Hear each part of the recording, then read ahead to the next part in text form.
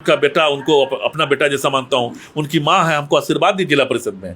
उनके दरवाजे पर मैं गया था, वो हमको चाय पिलाई और बहुत प्यारी है, बहुत अच्छी है। उन्होंने कहा बेटा बैठो, बेटा सदरुल है। हम क्या, हाँ ऐसे तो मुन्ना का दोस्त है, तो बैठो बेटा बैठो। वो चाय पिलाई हमको, आए इसे हाथ रख करके उन्होंने कहा जाओ बेटा तुमको हम आशीर्वाद देते हैं, तुम जीत करके आना। लेकिन मुन्ना जी ने एक भी वोट यादव का हमको देने नहीं दिया। हमको भूमियार भाई ने वोट दिया, हमको कोयरी भाई ने वोट दिया, हमको मल्लाह भाई ने वोट दिया, हमको मुसलमान भाई ने वोट दिया, हमको दलित भाई ने वोट दिया, सब जात ने वोट दिया, केवल यादव भाई ने वोट दिया। तो आप मेरा वोट लेते हो दोस्त, अपना वोट नहीं दोगे ये नहीं चलेगा। एक मुआवजे की बात उन्होंने कहा, कुर्बानी को मुआवजा का नाम देते हैं। लालू जी बोले कि जाओ इनके साथ में, जाओ मतलब मीनापुर जीत करके लाओ। वो पटना से उनको टिकट सैंबल दे करके हमारे साथ यहाँ भेजे। इसी दरवाजे पर आए थे, हम दोनों दोस्त गला मिले, जिंदाबाद का नारा लगा, हजारों लोग मौजूद थे। और जब कार्यकर्ता सम्मेलन वो गंज बाजार पर किए तो हमको छांट दिए। जब वो छांट दिए तो हम बहुत तकलीफ में चले गए। तो हमसे गलती ये हो गई, किसी से पूछा नहीं, हमने नॉमिनेशन जाके डाल दिया। मतलब इतने नाराज हुए कि आप नामांकन करने हाँ, नामांकन जैसे मैंने नामांकन किया तो मेरे घर से विद्रोह शुरू हुआ। मेरी माँ थी, मेरी माँ ने कहा जैसे तुम बेटा वैसे मुन्ना जी हमारे बेटा है, तुम मतलब कि बेटा ये कर दो। उसके बाद में जितने मुसलमान थे, जहाँ भी मैं गया मीनापुर के अंदर में, हर मुसलमान ने अपने दरवाजे पर सबको कहा जो मुन्ना जी को बचाओ, मुन्ना जी को बचाओ, अगर तुम खड़े रहोगे तो मुन्ना हार जाएगा। इसलिए मुन्ना जी को आप जो है विधानसभा जाने दीजिए, आप गलती नहीं कीजिए। और उस कुर्बानी को जो मैंने दिया, उस कुर्बानी को कल वो हमारे इमेज को डाउन करने के लिए लोगों के बीच में बोल रहे थे। उस कुर्बानी को एक दोस्त की कुर्बानी, जिसने दोस्त के लिए दिया था। और उस समय में अजय कुशवाहा के बाद मेरा तीसरा नंबर था। 2015 वाले चुनाव में अजय कुशवाहा के बाद मेरा तीसरा नंबर था। एक अल्पसंख्यक के बेटे को, एक मुसलमान के बेटे के कुर्बानी को तुमको विधानसभा में पहुंचाने के लिए कि मैं ना जाऊं, मेरा दोस्त ही पहुंचे, लेकिन मेरी बात सुने, मेरी कौम की बात सुने। मैं कहना चाहता हूं कि आप मेरे विधायक हो, मेरा 100% आप मतदान लेते हो भैया, तो आप मेरे लिए क्या आप काम करते हो ये कोई नहीं पूछता है मुसलमान में। मुसलमान एक मतलब कि एक भोला भाला कौम है। इसको बरगलाते बरगलाते पूरे देश की सभी पार्टियों ने बुड़बक बनाया है। और हम लोग थोड़ा आंख वाले हुए तो केवल ये कहते हैं कि भैया मैं मतदान आपको कर रहा हूँ, तो आप ये बताइए कि आप मेरा कौन सा काम किए।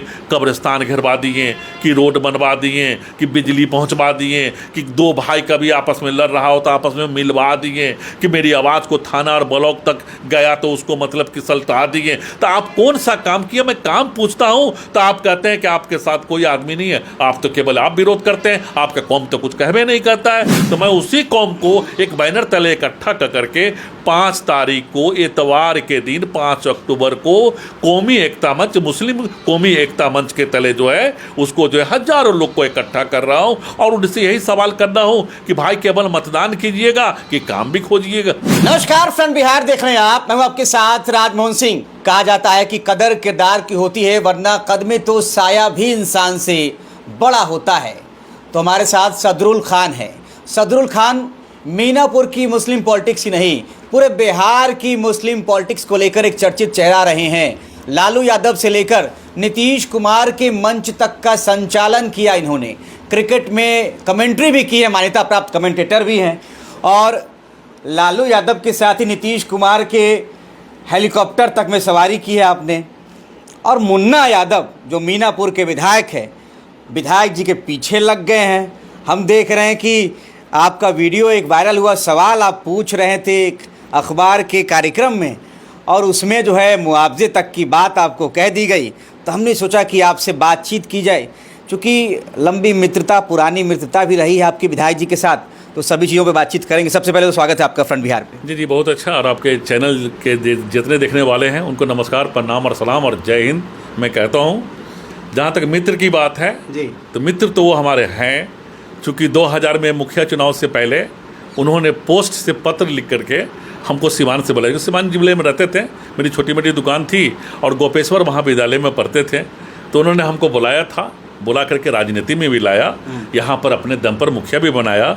शायद हम पूरे प्रखंड में पहले व्यक्ति थे जिनको मुन्ना यादव ने आशीर्वाद दिया, कहा जो भाई ये उसके लायक हैं, उसके काबिल व्यक्ति हैं, इनको जो है मुखिया में मेरा समर्थन है। और हम जीते भी, बहुत वोट से जीते। अब उनकी जैसे जैसे समय बीता है तैसे तैसे जो हम आँख वाले हैं, अगर कोई बात अपनी कौम की उठाते हैं या जमात की उठाते हैं, चूंकि हम एक जात के नेता नहीं हैं, हम सबको बराबर नज़र से आप देखते सिर्फ हैं। आवाज नहीं उठा रहे हैं, इस वक्त तुमने देखा है कि आपने ऐलान कर दिया है भाई कि इतिहास टकराने वालों का लिखा जाता है, तलवे चाटने वालों का नहीं। तो ये कहीं ना कहीं सीधा सीधा संदेश आप अपने पुराने मित्र को दे रहे हैं। लाइव करके कल ऐलान कर दिया गया कि मीनापुर के मुस्लिम 5 अक्टूबर को एकजुट हों, एक बड़ा सम्मेलन आप लोग करने जा रहे हैं। मुस्लिम एकता मंच का गठन भी कर दिया है। इतनी जो नाराज़गी हो गई है अपने पुराने मित्र से, तो कहीं ना कहीं उसकी जो पृष्ठभूमि है वो तो लंबे समय में ही लिखी गई होगी। जी जी बिल्कुल। इसमें सबसे बड़ी बात है कि मुन्ना जी जो हैं, जो हमारे परम मित्र हैं और रहेंगे, वो अलग चीज़ है। कल ही आपने देखा एक चौपाल कार्यक्रम था, किसी अखबार का था। चौपाल कार्यक्रम में मीनापुर के सभी गणमान्य लोग आए हुए थे। मैं गया, जब वो जीत के आए थे तो वो अपने दरवाजे पर मेरे सामने, और मेरे एक मित्र थे उनके सामने, उन्होंने कहा कि मेरा सबसे पहला लक्ष्य होगा सदरुल खान जी कि मैं ब्लॉक से और थाने से भ्रष्टाचार को मिटा दूंगा। हमें बड़ी खुशी हुई कि मेरा मित्र एक सही दिशा में जा रहा है और सही वादा कर रहा है। तो मैंने कहा कि विधायक जी आप ये बताएं कि ब्लॉक से और थाने से आपने भ्रष्टाचार को मिटा दिया, और हम जो 18% वाले अल्पसंख्यक समुदाय हैं उनके लिए कौन कौन काम किए, जरा ये भी बताएं ताकि लोगों को तसल्ली हो जाए कि भाई हमने जो मतदान किया, जो 100% मतदान है, उस मतदान का आपने क्या मतलब कि दिया। तो उन्होंने हमको जो कहा वो आपने सुना। चूंकि 2015 में 2000 आपसे कहा गया कि सिर्फ आप ही एक हैं सदरुल भाई जो हमारे खिलाफ है, बाकी सब हमारे साथ। तो एक तरह से ये हुआ कि जैसे उन्होंने ये हमको ही नहीं कहा, पूरे देश के सभी मुस्लिम भाई को कहा कि आप जब तक अकेले रहोगे तुम्हारा कोई नहीं सुनेगा, एकजुटता होगी तो सब सुनने लगेंगे। तो उन्होंने एक कटाक्ष हम पर ही नहीं किया, पूरे देश के मुसलमानों पर किया, और इसका रिएक्शन आप देख रहे हैं कि आप सोशल मीडिया में देख लीजिए किस तरह से रिएक्शन में आपने भी तो कह दिया है ना कि इतिहास टकराने वालों का लिखा जाता है। मतलब अब आप टकराने के लिए तैयार हैं। बिल्कुल, और हक के लिए मैं उनसे हक मांगता हूँ। हमारे लोगों का वोट लेते हैं।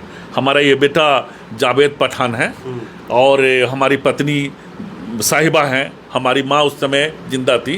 2015 में एक मुआवजे की बात उन्होंने कहा, तो मैं मीनापुर के रहने वाले, हमारे लाखों चाहने वाले हैं, प्यार हमसे भी करने वाले हैं, और प्रदेश के रहने वाले, उनसे कहना चाहता हूं कि कुर्बानी को मुआवजा का नाम देते हैं। कैसी कुर्बानी थी? लालू जी बोले कि जाओ इनके साथ में, जाओ मतलब मीनापुर जीत करके लाओ। वो पटना से उनको टिकट सैंबुल दे करके हमारे साथ यहाँ भेजे। इसी दरवाजे पर आए थे, हम दोनों दोस्त गला मिले, जिंदाबाद का नारा लगा, हजारों लोग मौजूद थे। और जब कार्यकर्ता सम्मेलन वो गंज बाजार पर किए तो हमको छांट दिए। अच्छा, मैं धोखेबाज नहीं, मैं वफादार हूँ। जिस पार्टी के साथ भी रहा है वो दिल से रहा हूँ और दिल और जान से मदद किया हूँ। जब वो छांट दिए तो हम बहुत तकलीफ में चले गए। तो हमसे गलती ये हो गई कि मैं अपने बिरादरी का कोई मीटिंग नहीं कहा, किसी से पूछा नहीं, हमने नॉमिनेशन जाके डाल दिया। मतलब इतने नाराज हुए कि आप नामांकन करने हाँ, जैसे मैंने नामांकन किया तो मेरे घर से विद्रोह शुरू हुआ। मेरी पत्नी साहिबा ने कहा कि नहीं आपका दोस्त है, अगर उसने गलती किया है तो आप नहीं कीजिए, आपको ये करेंगे तो वो हार जाएंगे, चूंकि आपको भी लोकप्रियता कम नहीं है। मेरी माँ थी, मेरी माँ ने कहा जैसे तुम बेटा वैसे मुन्ना जी हमारे बेटा है, तुम मतलब कि बेटा ये कर दो। उसके बाद में जितने मुसलमान थे, जहाँ भी मैं गया मीनापुर के अंदर में, हर मुसलमान ने अपने दरवाजे पर सबको कहा कि मुन्ना जी को बचाओ, मुन्ना जी को बचाओ, अगर तुम खड़े रहोगे तो मुन्ना हार जाएगा, इसलिए मुन्ना जी को आप जो है विधानसभा जाने दीजिए, आप गलती नहीं कीजिए। और उस कुर्बानी को जो मैंने दिया, उस कुर्बानी को कल वो हमारे इमेज को डाउन करने के लिए लोगों के बीच में बोल रहे थे। उस कुर्बानी को एक दोस्त की कुर्बानी, जिसने दोस्त के लिए दिया था, और उस समय में अजय कुशवाहा के बाद मेरा तीसरा नंबर था। 2015 वाले चुनाव में अजय कुशवाहा के बाद मेरा तीसरा नंबर था।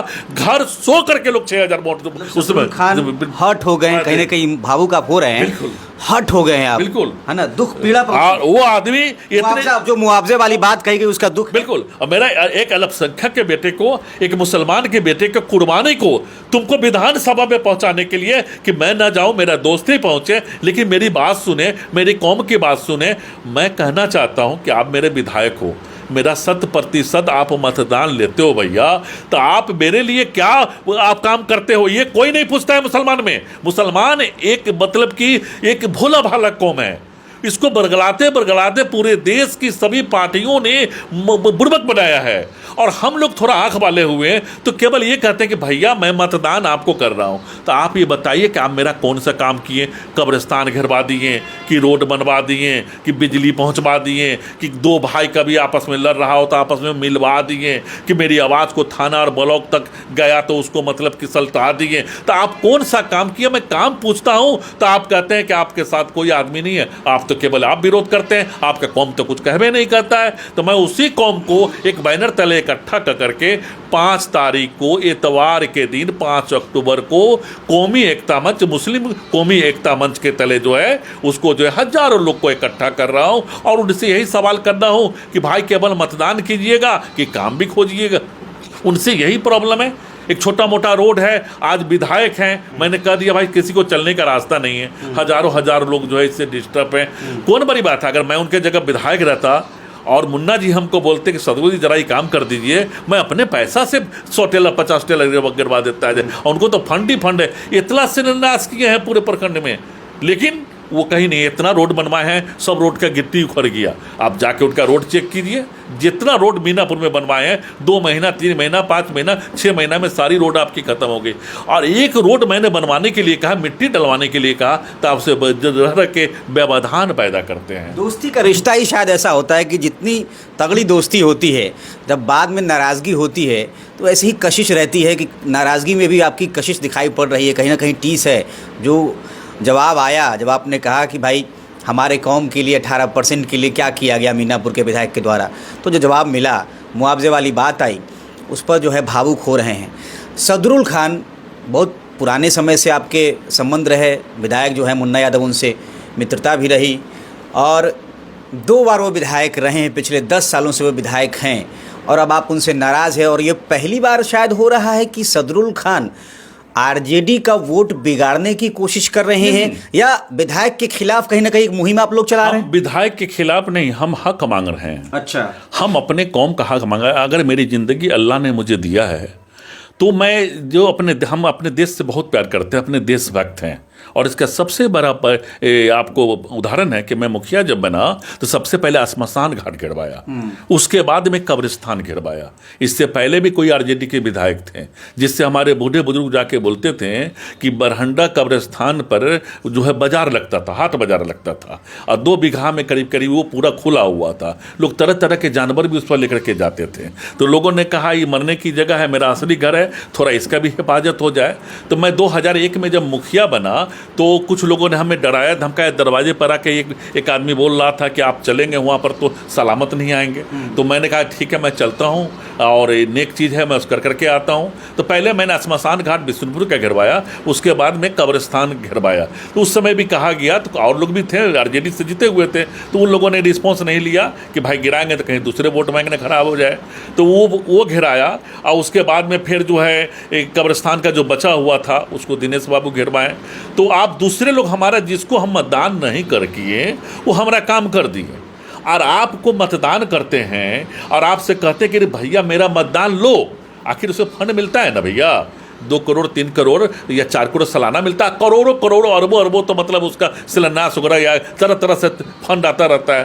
तो आपको कह देते हैं कि भाई आप सबका ख्याल रखो, हमारे सब भाई का ख्याल रखो, सब जात का ख्याल रखो, लेकिन 80 आना दूसरे को आप करते हो, तो 20 आना तो कम से कम मुसलमान के गाँव में खर्चा कर दो, कोई रोड बनवा दो, कब्रिस्तान। पिछले 10 सालों में आपके पंचायत में विधायक फंड से कोई काम नहीं? एक भी काम नहीं। अगर काम एक भी काम हो जाए तो बताएं कि कौन सा काम। यही तो मैं पूछ रहा था कि भैया अगर आप काम कराएं तो बोलिए, मैं आपको ज़िंदगी भर मतदान क्यों करूंगा, आपको मैं वोट क्यों दूंगा, आपको मतदान करूंगा और आप कोई काम नहीं कराएंगे तो ये कैसे होगा? उसी पर भड़क गए। तो इसलिए हमारा ये कहना है, जो हमारे जो कौम के लोग हैं, ये मतलब कि जब तक एकजुटता हम लोगों में नहीं होगी, बिहार में या देश में कहीं भी जगह मिलने वाला नहीं है। कांग्रेस ने लंबा इस्तेमाल किया है, राजद ने लंबा इस्तेमाल किया है भाई। तो अब आप लोग ओवैसी की चाहत रख रहे हैं। हमने देखा भाई पिछले दिनों अपने मुस्लिम एकता मंच के गठन को लेकर जब जुटान किया अली नऊरा में, तो उस दौरान हमने देखा कि सब लोग ओवैसी की बात कर रहे हैं। हैदराबाद के ओवैसी बिहार के मुस्लिमों के रहनुमा कहे जा रहे हैं। तो ये जो एक मैसेज देने की कवायद ही और ये भी सामने आया कि भाई मीनापुर से AIMM को कैंडिडेट देना चाहिए, चुनाव लड़ाने तक की बातें कुछ लोग कर रहे हैं। तो ये जो मैसेज दिया जा रहा है, क्या ये सिर्फ RJD विधायक के खिलाफ प्रेशर पॉलिटिक्स है, या फिर वाकई में मुस्लिम कौम को लग रहा है कि उनका रहनुमा जो है वो RJD के लोग अब नहीं है बिहार में? नहीं, RJD के लोग इसलिए नहीं हैं कि कभी मुसलमान के बेटा को नेता नहीं बनने दिए। आपके बगल के प्रखंड है कांटी, आपको याद होगा, आप तो युवा हैं लेकिन याद होगा क्योंकि आप पत्रकारिता से जुड़े हुए हैं और लगातार वहाँ मुस्लिम कैंडिडेट बदले जा रहे हैं। वहाँ कांटी में मुफ्ती मोहम्मद कासिम साहब जीते हुए थे, जीते हुए कैंडिडेट थे, और जीते हुए कैंडिडेट का टिकट काट करके गुलाम जिलानी वारसी को दिला गया, फिर जमाल जी को मिल गया, फिर जमाल जी को मिल गया, फिर इसराइल जी को मिल गया, फिर हैदर आजाद जी को मिल गया, और उसके बाद अभी आपको जो इसराइल मंसूरी साहब, अब इसराइल मंसूरी पे तलवार लटकने नहीं, अगर इसराइल मंसूरी पर तलवार लटकती है तो ये मुसलमानों के लिए कत्लेआम होगा। यानी मुसलमान जो है इस चीज को हार्डली लेगा, बर्दाश्त नहीं कर पाएगा, क्योंकि इसराइल मंसूरी वहां जिस पार्टी के भी कैंडिडेट हैं, लेकिन यादव मुस्लिम मिलकर विरोध कर रहे हैं। तो फिर यादव कर रहे हैं, आप वहां यादव कर रहे हैं तो अपने स्वार्थ में कर रहे होंगे, क्योंकि इसराइल मंसूरी तो जमात के नेता है। इसराइल मंसूरी जो है वो तो सबको बराबर नजर से देखने वाले हैं, करीबी भी है, मंत्री भी हैं, और बोलने का लूर भी है, वो स्टेज पर भी बात करते हैं। तो जब वो लोगों के दिल में छाने लगे हैं तो लोग कुछ सोचते हैं कि इसराइल मंसूरी हट जाना तो नेतवा बन जाएगा, ये प्रॉब्लम है। लेकिन इसराइल मंसूरी का टिकट कटने उठने वाला नहीं है। ये कांटी की जनता नहीं, पूरे बिहार की जनता की निगाह कांटी पर है, और तेजस्वी यादव भी गलती नहीं करेंगे, नहीं तो जीरो पर बोल्ड हो जाएंगे। तो मतलब इन्हीं वजहों से कहीं ना कहीं RJD को अब रहनुमा नहीं मानना चाह रहे हैं आप लोग? अभी भी उसको उनको ही नहीं थी। मान लिया कि आप गए थे, ओवैसी साहब गए थे, चलिए ओवैसी साहब के पार्टी के हम सदस्य नहीं हैं, हम एक कौम के सदस्य हैं। मुस्लिम एकता मंच भी अभी हम लोग गठित किए हैं, लेकिन ओवैसी साहब का जरा देखिए, उस आदमी ने दर्द महसूस किया। 2% वाले जो हैं वो राहुल गांधी के यात्रा में, वोट यात्रा में जो है कहते हैं कि मैं उप मुख्यमंत्री राहुल गांधी के सामने बोलते हैं। एक भी मुस्लिम चेहरा उसमें नहीं था। मुकेश सैनी की बात कर रहे हैं। मुकेश सैनी 2% वाले हैं, 2% वाले हैं। अच्छा। आप कुछ जगह में ऐसा भी है, कुछ ज्यादा भी है, कुछ जगह ज्यादा भी। अच्छा 2% ना 3-4% वाले हो, लेकिन वो कर रहे हैं। और 18% वाला कह रहा है कि तेजस्वी बाबू हमको 6 गो सीट दे दीजिए ना, 5 को तो हम पिछले बार जीत ही लिए थे, एक और मिला के 6 को जीत दीजिए। 4 तो हड़पिए लिए, 4 हड़पिए लिए, 4 को तो हड़पिए लिए। अब आप उसको न देख करके तेजस्वी जी को लग रहा होगा जो भविष्य में दे देंगे तो कहीं और ये लोग मांगेगा, अपना हक मांगेगा, आँख खुल जाएगा, उस सबको ये कर देंगे। लेकिन ये जिंदगी का सबसे बड़ा भूल है। आपके टीवी के माध्यम से मैं बिहार के जनता को एक अदना सा कार्यकर्ता कह देता हूँ कि अगर तेजस्वी जी उनसे समझौता नहीं किए तो जिस तरह से कांग्रेस आपको भागलपुर के दंगा के बाद समाप्त हो जाएगी, RJD बिहार से समाप्त हो जाएगी, माई समीकरण पूरी तरह खत्म हो जाएगा। चूंकि ये आम आदमी से, आप टीवी वाले लोग हैं, मैं आपसे गुजारिश करता हूं, एक आम मुसलमान, हम लोग तो थोड़ा पढ़े लिखे हैं, जानकार हैं, एक आम मुसलमान से जाकर के पूछिए कि हो वैसे जी कह तरह थे ना लालू जी के 6 गो सीट देना था, हम सब बिहार के मुसलमान मिल जाए छियो आ तोरा सपोर्ट करे छिए, एको को वोट न करता, तू नहीं दिए। तो हैदराबाद यहाँ वहाँ की बात करते हैं। ये तेजस्वी जी की बड़ा भाई होने के नाते, उनके परिवार से पुराना नाता होने के नाते आपके टीवी के माध्यम से गुजारिश करता हूं कि इस पर मंथन करें।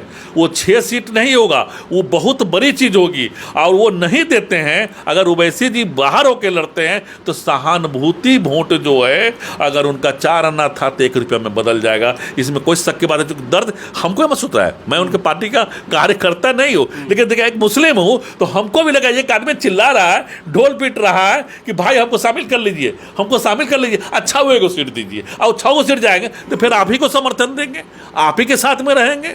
हमको कुछ बनाइए ना बनाइए, विधायक रहेंगे, आप ही के साथ में रहेंगे। सदरुल खान का जो राजनीतिक और सामाजिक जीवन है बड़ा लंबा है। लालू यादव से भी मिले हैं, नीतीश कुमार से भी मिले हैं, जदयू में भी रहे हैं और कहीं ना कहीं आरजेडी में भी जुड़े रहे हैं, और मुखिया का भी चुनाव आपने लड़ा, मीनापुर से जिला परिषद का भी चुनाव आपने लड़ा। तो इतना लंबा जो राजनीतिक जीवन है, लालू यादव को देखा आपने, नीतीश कुमार को देखा, अब जो लालू और नीतीश के कहीं ना कहीं जो राजनीति का है वो ढलान नज़र आ रहा है। अब जो राजनीति दिखाई पड़ रही है, एक नई पार्टी भी इस बार चुनावी मैदान में है, ओवैसी को लेकर भी चर्चाएं चल रही हैं। बिहार की राजनीति किस तरफ जाती हुई दिखाई पड़ रही है, और उसमें मुस्लिम पॉलिटिक्स जो है, क्या वो नई करवट लेती हुई नज़र आ रही है? इससे पहले कि मैं आपके इस बात का जवाब दूं, एक चीज़ मैं भूल गया। 2010 में मैं अपने मित्र मुन्ना यादव के साथ उनकी टिकट के लिए यहाँ के गिने चुने जो मुस्लिम लोग थे, जैसे मैं मुखिया था, उस्मान गनी साहब जिला पार्षद के पति थे, भोनू जी मुखिया थे, 4-5 लोग हम लोग मुसलमान में मिल करके गए। तो लालू जी को हमने कहा कि देखिए हिंद केसरी जी वरिष्ठ नेता हैं, और हिंद केसरी जी आप जो है लोकसभा में भेज दीजिए, वहाँ आपका नाम बुलंद करेंगे। तो लालू जी हमको बोले कि संसद में ठप करा देंगे। तो हम कहीं नया लड़का है, बढ़िया है, पेट्रोल पंप वाला है, ये वहाँ बहुत ही लोकप्रिय है, इनको टिकट दे दीजिए, यहाँ जीत करके चलाएंगे। बहुत गुस्सा हो गए। गुस्सा उसके बाद हमसे बोले कि तुम बोलो कि वहाँ मुसलमान की आबादी कितनी है मीनापुर के अंदर में। तो मैंने कहा 26,000, 10 की बात कर रहा हूँ, 26,000। वहाँ पर कई लोग गवाए इस बात के लिए, और ये तुरंत खड़े होकर के प्रतिकार करने लगे 6,000। मैं टिकट मुन्ना यादव के लिए मांगने गया था, उन्होंने लालू जी ने पूछा कि कै हजार मुसलमान हैं, तो मैंने कहा 26,000, और आप कह रहे हैं 6,000। आज मेरी 40,000 आबादी है बॉस, और 40,000 लोग जनगणना के अनुसार, और जनगणना के अनुसार मैं अपने लोगों का हक मांग रहा हूं, तो गुनाह कर रहा हूं? एकदम गुनाह नहीं कर रहा हूं। और आपको हक देना होगा तभी आपको मतदान मिलेगा। वो ये है कि लंबे कद की थोड़ा सा मतलब की पर्सनालिटी है, दबंग आदमी है, बोलते हैं तो बड़ी लगता है लोगों का, जब चले आते हैं 10 को 20 को 50 को आदमी घेर लेता है, तो उनके माइंड में तो प्रभाव में ले लेते हैं आपको। अरे उनकी माँ प्रभाव में ले लेते नहीं, प्रभाव में नहीं लेते हैं। प्रभाव में तो मैं उन्हीं का मित्र हूँ, तो उन्हीं की तरह बोलता हूँ। हम भी लाखों हजारों के साथ बोलते हैं। कमेंट्री की है भाई, कमेंट्री लालू जी सुनते हैं। शहाबुद्दीन के मंच को संचालित कर चुके हैं 1999 में। 1999 में मैं एक पोल्ट्री फार्म व्यवसायी था, बलेंदर सेठ कैलगढ़ के रहने वाले हैं। तो वो अपना स्टेज संचालन के लिए, साबुद्दीन भाई का प्रोग्राम था, तो स्टेज संचालन के लिए हमको ले गए थे। मैं माइक पर बोल रहा था अखलाक अहमद, और उनमें मतलब कि ये था, मतलब कि अखलाक अहमद जदयू से खड़े थे और ये शायद मतलब कि राजद से खड़े थे। उस समय जो है हमको जो है मतलब कि साबुद्दीन भाई ने जब मेरा भाषण सुना तो पकड़ लिया, कहा नहीं ये लड़के को हमको दे दीजिए। तो 1999 में जितना भी था मैं उनका स्टेज को पूरा संभाला, और स्टेज को संभालने के बाद उनकी जीत भी हुई। लालू नीतीश जी के हेलीकॉप्टर वाली क्या कहानी है? उस सब जैसे ही आवाज़ उनको सुनाई देता है। नीतीश कुमार जी कई बार प्रयोग किए अपने स्टेज पर, गंज बाजार पर भी प्रयोग किए, जमुई में भी प्रयोग किए, कई जगह पर गए। और लालू जी का तो मैं फेवरेट, लालू जी ने जो मुझे सम्मान दिया, जो प्यार दिया, राबड़ी देवी ने कहा कि मेरा उत्तरी बिहार का नंबर 1 मुखिया, अपने घर पर माइक लगा हुआ है, और ये माइक से मैं आवाज़ देता था कि हेलो मैं आपका मुखिया सदरुल खान, पंचायत में हमारी सरकारी योजना से इतना लाख रुपया आया है, आप बताएं कि मैं कौन काम करूं। इंदिरा आवास हमारे पास में 30 को आया है, 30 को इंदिरा आवास हमको गरीबों को देना है, आप बैठकर फैसला कर लीजिए कि मैं कहां कैसे मुखिया जी के छत के ऊपर लाउड स्पीकर लगा रहा है, वहां पर मुखिया जी अनाउंस कर रहे हैं कि जनता जनार्दन बताइए हम कौन सा काम करें, इतना पैसा हमारे पास आया है सरकार की तरफ से। बिल्कुल ये सारी चीज कहता है। राबड़ी देवी को जब पता चला, और जितने हमारे मतलब कि अखबार के यहाँ के मैन रिपोर्टर हैं उन लोगों ने छापा, तो मतलब कि उनको बड़ा गौरव भरा। उन्होंने कहा वाह बेटा तुम मेरा बहुत नाम कर रहा है। चूँकि मैं 21-22 साल में ही बन गया था, उस समय 23 या 24 की उम्र रही होगी 2001 में, तो उस समय मैं मुखिया बना था। इस समय थोड़ा तो गैस उससे जल गया, तो चेहरा में कुछ परिवर्तन आया है, गैस से जल के ही बच गया। सिलेंडर विस्फोट हुआ था, उससे बच गया। ये सारी चीज, और मैं जहाँ जाता था मुन्ना यादव जिंदाबाद, मुन्ना यादव जिंदाबाद, मुन्ना जिंदाबाद। लेकिन वो आदमी न यादव के बेटा के हैं नेता, न मुसलमान के बेटा के नेता हैं। उनके सामने अगर आप अच्छा गाना गा दिए, अच्छा भाषण कर दिए, तो नज़र पर चढ़ा लेंगे, कहेंगे कल होके कहीं हमारा ही जगह न ले ले। ए भाई मैं मुसलमान का बेटा हूँ, हमको नहीं चाहिए विधायक का पद। हमको तुम्ही को विधायक का पद दिलाना था। तुम मेरे मुसलमान भाई का जो वोट लेते हो उसका काम तो करो। अब काम न किया हो तो परिणाम तो भुगतो। चूंकि तुम किसी का इज्जत नहीं करते हो। आज तक सदरुल खान बताइए, एक आरजेडी का कोई कार्यकर्ता नहीं बन सका। मतलब आरजेडी पार्टी जिसमें मैं रहा, क्या प्रदेश के लोग को नहीं मालूम है? आपने पिछले दिनों एक पोस्ट भी किया था कि भाई कोई प्रखंड अध्यक्ष नहीं बना। प्रखंड अध्यक्ष मीनापुर में कोई नहीं बना, कोई और नहीं बना, कोई जिले में नहीं बना, कोई प्रदेश में नहीं बना। तो आप किसी को बनाते नहीं है। मुस्लिमों की कहीं ना कहीं जो है भागीदारी नहीं हुई आरजेडी में भी नहीं। 18% सत्ता में भागीदारी नहीं। तो ये सारे सवाल जो है आपको 2025 में ही क्यों याद आए? पहले काहे नहीं सब बात बोले? बहुत पहले से उनका विरोध कर रहा हूँ। अच्छा। बहुत पहले से समझा रहा हूँ। इस बार भी बैठ के समझाया। मेरा बेटा है जावेद पठान, उसने भी कहा, अंकल जिस समय पापा बगावत पर थे तो उस समय भी मैंने आपको मतदान किया, और मतदान किया और पापा ने रोका नहीं। और जब मतदान किया तो मेरा एक चीज, छोटी सी चीज है, आप वो कर दीजिए ना। सार्वजनिक चीज मेरा नहीं है, सार्वजनिक हजारों लोग के चलने का रास्ता है, आप उसको क्लियर करा दीजिए। वो बड़ी बात थी। मैं उनके जगह रहता 2 मिनट मतलब करा देता। आज उनका बेटा, उनको अपना बेटा जैसा मानता हूँ। उनकी माँ है, हमको आशीर्वाद दी जिला परिषद में। उनके दरवाजे पर मैं गया था, वो हमको चाय पिलाई और बहुत प्यारी है, बहुत अच्छी हैं। उन्होंने कहा, बेटा बैठो, बेटा सदरुल है। हम क्या, हाँ ऐसे तो मुन्ना का दोस्त है, तो बैठो बेटा बैठो। वो चाय पिलाई हमको, अरे ऐसे हाथ रख करके उन्होंने कहा, जाओ बेटा तुमको हम आशीर्वाद देते हैं, तुम जीत करके आना। लेकिन मुन्ना जी ने एक भी वोट यादव का हमको देने नहीं दिया। हमको भूमियार भाई ने वोट दिया, हमको कोयरी भाई ने वोट दिया, हमको मल्लाह भाई ने वोट दिया, हमको मुसलमान भाई ने वोट दिया, हमको दलित भाई ने वोट दिया, सब जात ने वोट दिया, केवल यादव भाई ने वोट दिया। तो आप मेरा वोट लेते हो दोस्त, अपना वोट नहीं दोगे, ये नहीं चलेगा, ये नहीं चलेगा। ये दर्द है मुसलमानों के अंदर में, तो तुमको नजर नहीं आता है, वो निकल के बाहर आएगा और तुम बुरी तरीके से हारोगे, ये मेरा वादा है। देखिए, बड़ा मैसेज दे दिया है सदरुल खान ने। मीनापुर की पॉलिटिक्स में चर्चित चेहरा हैं, और देखिए बड़ा मैसेज कहीं ना कहीं इस वीडियो से निकलकर सामने आ गया है। मुन्ना यादव, इनके जो पुराने मित्र हैं, उनको लेकर जो इनके दिल में दर्द था और जो कहीं ना कहीं इमोशन था, वो भी इस बातचीत में निकलकर सामने आया है। आपकी प्रतिक्रिया कमेंट बॉक्स में ज़रूर दें। दोस्त दोस्त ना रहा वाली जो कहानी है, इस पर आप क्या राय रखते हैं, आप कमेंट बॉक्स में ज़रूर बताएं। बने रहें फ्रंट बिहार के साथ। चुनावी कवरेज यहाँ पर लगातार जारी है। मीनापुर में मुस्लिम कम्युनिटी की एक बड़ी बैठक, एक बड़ा सम्मेलन 5 अक्टूबर को होने जा रहा है, और वहाँ से भी कुछ न कुछ बड़ा संदेश ज़रूर निकल कर सामने आएगा। सदरुल खान से बातचीत आपको कैसी लगी ज़रूर बताएं। शुक्रिया।